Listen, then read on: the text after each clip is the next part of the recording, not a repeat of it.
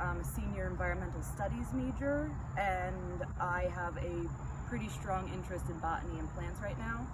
I was the Stone Barns plant intern for the summer of 2021. We basically went around, and my job was to catalog and ID whatever plant species I found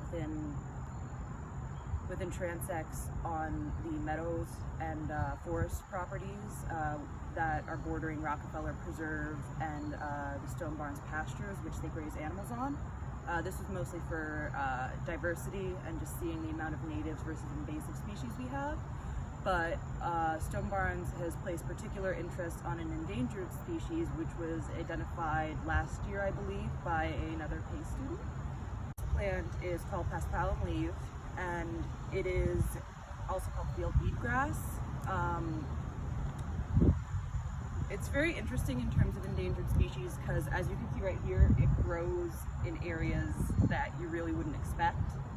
So when I was learning about this species, we were finding it on like the upslopes of drainage ditches, the edges of meadow habitats, very rarely in the middle of meadows, but areas that were often mowed or at Stone Barns grazed pretty often.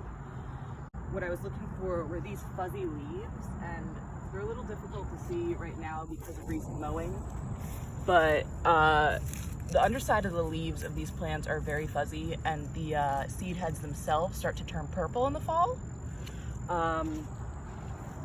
So basically I saw this and I was convinced that this was paspalum leaf, and I went to my professors, Professor Rubo and Professor Lammons, and said, hey, I am like 90% sure that this is an endangered grass on campus.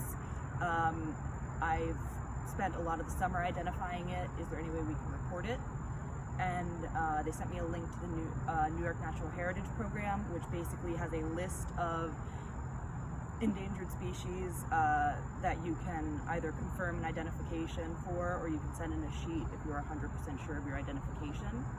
I got this plant confirmed through several photos I took when the stalks were a lot more visible.